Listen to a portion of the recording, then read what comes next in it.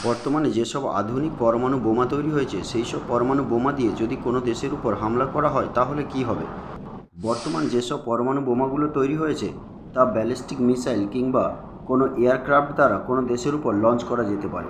যদি কোনো এয়ারক্রাফট দ্বারা কোনো দেশের উপর লঞ্চ করা হয় এবং বোমাটি যদি মাটিতে পড়ার আগে অর্থাৎ ঠিক 100 মিটার উপরে ব্লাস্ট করে, সবচেয়ে বেশি ক্ষয়ক্ষতির সম্ভাবনা থাকে।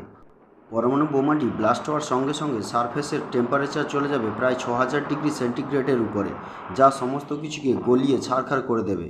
পরমাণু বোমাটি যেখানে ব্লাস্ট হবে তার কেন্দ্র থেকে প্রায় 5 কিলোমিটার অর্থাৎ 5000 মিটার রেডিয়াস জায়গা নিয়ে সমস্ত জিনিসপত্র মুহূর্তের মধ্যে গলে যাবে এবং হাজার হাজার টন ভূপৃষ্ঠের অংশ মহাকাশে চলে যাবে। এরপর শুরু হবে এর শকওয়েভের অংশ, যার দ্বারা প্রায় 10 কিলোমিটার অংশ পর্যন্ত সমস্ত জিনিসকে মুহূর্তের মধ্যে ভেঙে তছনছ করে দেবে এবং এইখানকার অঞ্চলের টেম্পারেচার গিয়ে দাঁড়াবে প্রায় 10,000 ডিগ্রি সেন্টিগ্রেড, যার দ্বারা সব কিছু ভস্মীভূত হয়ে যাবে। পরবর্তী পার্টের জন্য প্লিজ একটা লাইক করুন।